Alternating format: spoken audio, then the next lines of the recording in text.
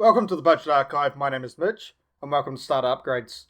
I've been playing around the starter decks and believe Lee Sin is probably the most powerful one out of the box, and with adding a few upgrades, this deck can become a truly scary force. So of course this deck is running Lee Sin Blind Monk. Pay 1, tap it, buff a friendly unit. The whole deck revolves around getting units on the board, buffing them up, taking over and holding onto the battlefields to gain as many points as fast as possible. To start off, we're going to remove the things that I don't believe need to quite be in the deck at this point. So Targon's Peak is going to be the first one. Although we do have a lot of interaction, quite often the things that we play down aren't going to require a lot of protection straight away, or if they do, we are going to have 1 or 2 runes open in order to actually protect them. We're then going to remove 1 copy of Challenge Spell. A lot of the time when you're going into the late game against your opponents and they're playing the big beaters out, your stuff by itself probably won't have the might in order to actually defeat them one-on-one. So this just becomes kind of a dead card in your hand. However, there are a lot of situations where I do think it is definitely valid, and definitely in the early game it can be really powerful. So leaving 2 in the deck is great. I don't believe it needs to have 3 in the deck though. Next thing we're going to remove is Mask Foresight. With this deck you're trying to get as many units down the field as possible, buff them up, be able to attack and hold battlefields and just bring them back and forward in order to keep them alive, or also being able to gain points continuously and hold your opponent back from getting their game plan on track. So with this, it is a decent thing to play onto the field. However, because it is when a friendly unit attacks or defends alone, it gets the +1.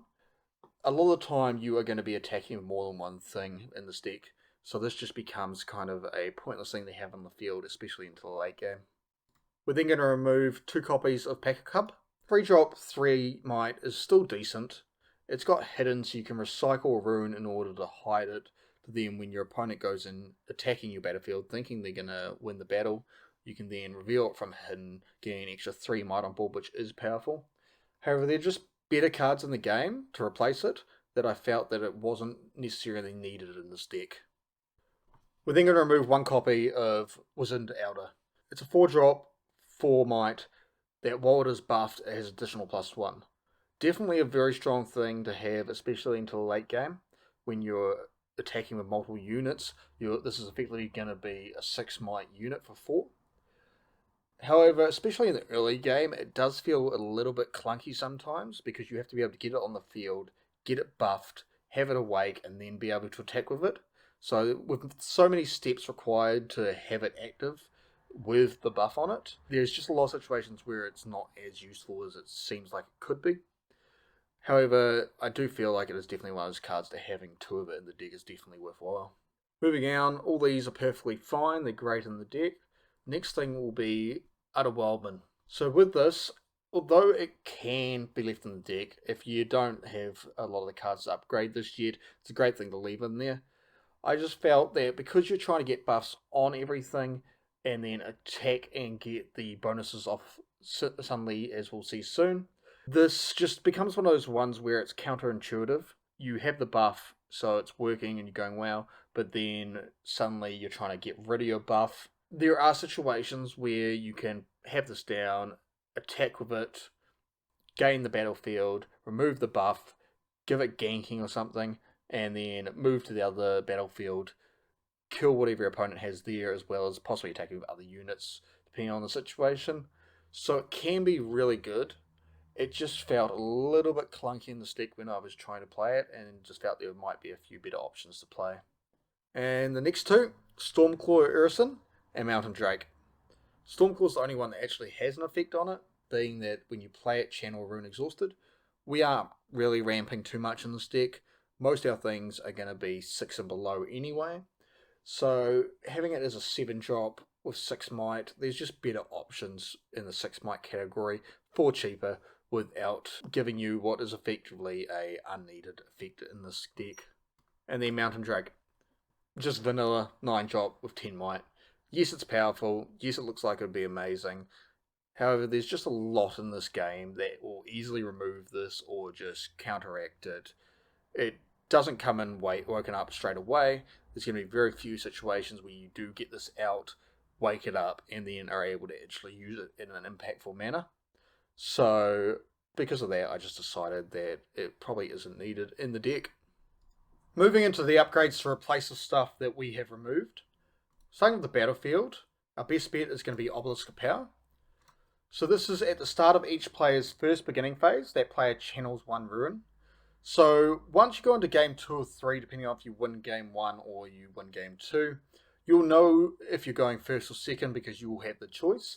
So this is a great thing to have when you know that you're going to be going first, because it allows you to play a 2-drop unit such as the Stalwart and then be able to pay 1 to activate Lee Sin's ability to give a buff to the Stalwart, effectively making it a 3 might unit for attacking and then a 4 might unit for defense. It's also only a 20-cent card, so it's a perfect budget upgrade for the deck. We're then also going to be adding a 3rd copy of Charm. So with it being just a 1-cost recycle 1 Calm in order to move an enemy unit, it's incredibly powerful, allowing you to not only move enemy units off of a battlefield if you want to be able to take it in order to possibly win or just to get the point, but also you can move an enemy unit into a battlefield where 1 or 2 of your other units are as well, forcing them to start a showdown, and most likely in that situation you'll guarantee being able to kill that unit. We're also going to be adding a 3rd copy of Last Stand. So this being that it can buff friendly unit and then buffs give an additional +1 to friendly units that turn, mean that in the late game, if you have 3 or 4 units on a battlefield that all have buffs on them, this is going to be giving them all +1, meaning that your entire battlefield is then +4 or +5 possibly, just being an insane momentum swing if your opponent goes in with only just enough to kill your battlefield. And quite often with combat tricks, you're giving units +1 or +2 buff, so whatever your opponent has held up in order to actually counter what you do is most likely not going to be enough to get over the top of this. We're also going to be adding a copy of Mistfall. So this is a 3-cost gear that when you buff a friendly unit, you may pay 1 body and exhaust this to ready it. So a lot of the strong stuff in this deck doesn't have Accelerate, so this is a great thing to have on the field in order to play your strong unit, pay 1 to use Lee Sin's ability to buff that unit, causing this to trigger, being able to recycle a body rune, exhaust this, wake that unit up, and immediately be able to attack with what's now a 6 or 7 might unit. The last thing we're going to add to this deck that's already in the deck is another copy of Lee Sin Centered. This is probably your in-game. This is how you're going to be able to hold the battlefields against your opponents, because it has the ability of other buffed friendly units at my battlefield have +2 might. So with a majority of our deck being around getting might onto all of our units, this is effectively going to be a +2 on 3-4 units if it's on the battlefield with those units, effectively meaning you can get up to a +10 might on a single battlefield, which can cause a lot of problems for your opponent. It also has Accelerate itself, so you can pay an additional 1 and recycle a body rune in order to have it entered ready, enabling you to then attack into a field with 6 might, where your opponent might not have expected you to be able to do that at this time. Moving on to some new additions to the deck, we're going to be adding a new Chosen Champion.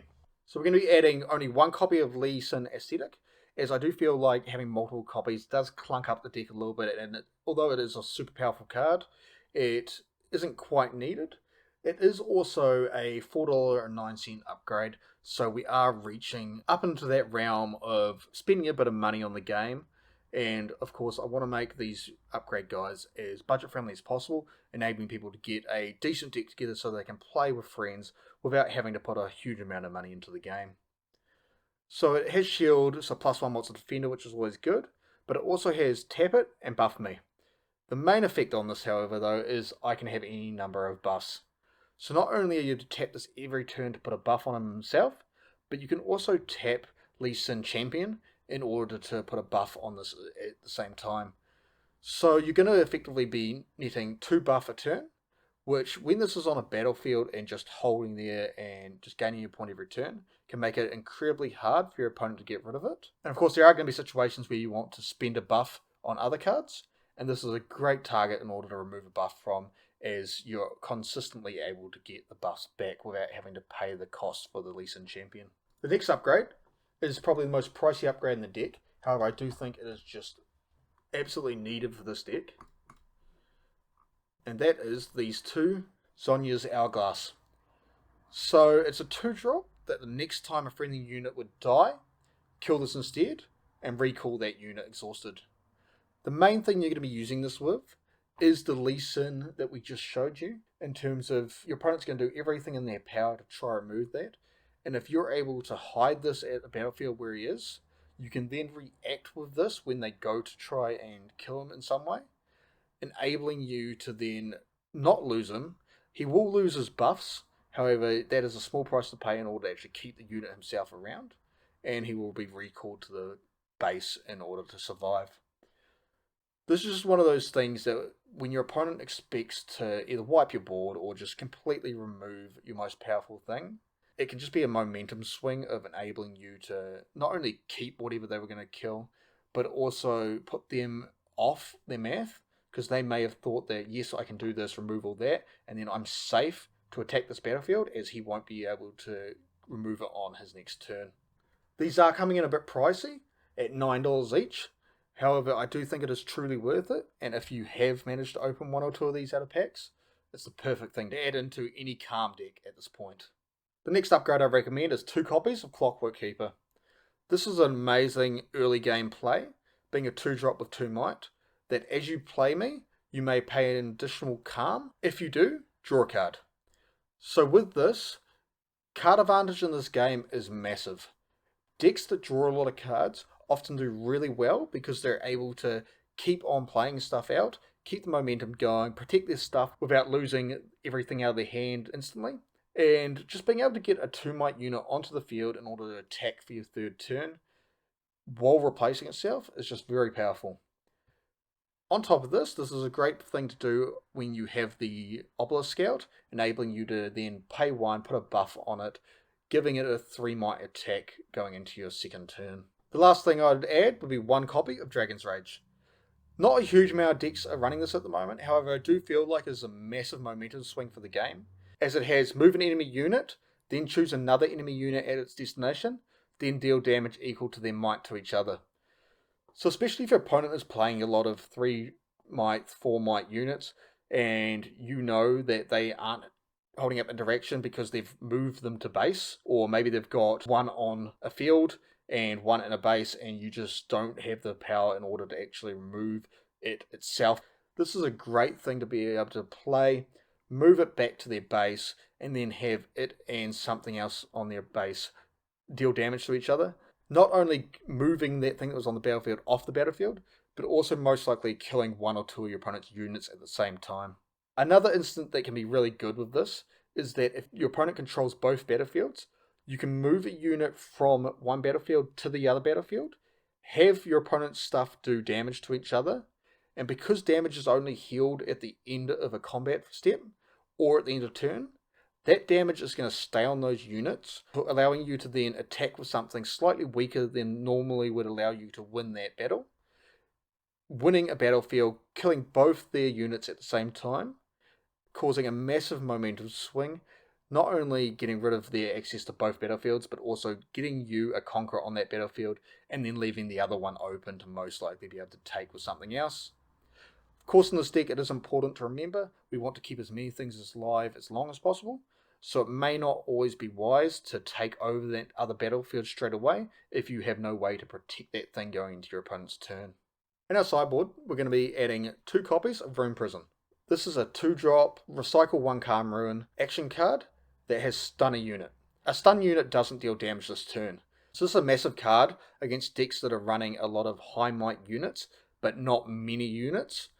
And a lot of the meta decks at the moment are like that, where they're running 7, 8, 9 might units that are just so powerful and able to take over a battlefield, hold it, and not be scared of anything. So with our deck most likely going pretty wide, Rune Prison is a great thing to bring in against those decks, enabling you to stun it so they can't deal damage, attack with all your units at once, completely wiping it off the field, and then having a full stack of units on that battlefield to hold through to your next turn. Next card we're going to add is going to be 2 copies of Adaptatron. So this is a 4-drop, 3-might card, so not the most powerful stat lines. However, it has when I conquer, you may kill a gear. If you do, buff me. So quite often you can be, of course, targeting your opponent's gear because they may have some of the 0-drop runes or just a gear that might be causing slight problems with you, especially into the mirror match if they have the Mistfall out. It can be a great target for this, as being able to stop them from playing a big unit out and being able to wake it up on that same turn can just be a massive momentum swing, allowing you to take control of the game state. On top of that, it buffing itself means you don't have to waste a Lee Sin ability to buff it, allowing you to then put that Lee Sin ability onto something else, such as the Lee Sin Champion unit. We're then also going to have 2 copies of On Guard. This is give a friendly unit +1 might this turn, then an additional +1 this turn if it's the only unit you control here. Being a 1-drop that doesn't require you to recycle, being able to give 2 might to a unit in the early game can be very powerful, especially if you're going second and you know that you're able to take over a battlefield, but you're expecting your opponent to be able to play something down in order to then try remove your unit. However, because your unit will probably be a 2 might or 3 might, they may be attacking with a 3 or 4 might, and you know they have enough to get through a 1 might buff. However, being able to give 2 might means that they most likely won't be able to get over the top of that, forcing you to then either trade the units or even win the battle by getting 1 more might than your opponent does. The reason this isn't main board is because we are trying to go wide. We're trying to get multiple units onto a battlefield at once. So quite often, especially into the late game, this is only a +1 might effect. We're also putting 2 copies of Defy into the deck. So this is a reaction, 1 cost that requires you to recycle a Calm and counter a spell that costs no more than 4 and no more than 1 of any recycle. So a lot of the decks you're going to have problems with are things that are able to either remove your units or have combat tricks in order to prevent you from wiping their board state when you attack a battlefield with multiple units. So this is a great thing to be able to bring in against those decks that are running the buff spells and the gusts and just the prevention of some kind. Meaning that when they go for what they think is going to be a full protection, even if you do have some combat trick in order to buff your units mites, this can cause that to complete chains, as that thing's going to get countered, and they're not going to be able to do what they wanted to do. For the Rune deck, we're going to leave it at 6 and 6. This deck is very balanced in the amount of Calm and Body Runes you need to recycle in order to play stuff, so having 6 and 6 is a good mix, allowing you to always have access to both of them when required. There will be times where your turn 1 plays are quite often going to be recycling a Calm Rune if you're recycling anything, and if you do hit 2 Body Runes, that's going to feel bad. However, the odds are probably mean that you're most likely not going to get that very often. For the upgrade pricing, we have Charm coming in at 12 cents, Hourglass coming in at $9 each, Clockwork Keeper coming in at 7 cents each, Stand United coming in at 8 cents, Mistfall coming in at 3 cents. I do feel this is incredibly undervalued. Of course, it is in the star deck itself, hence why it is so cheap.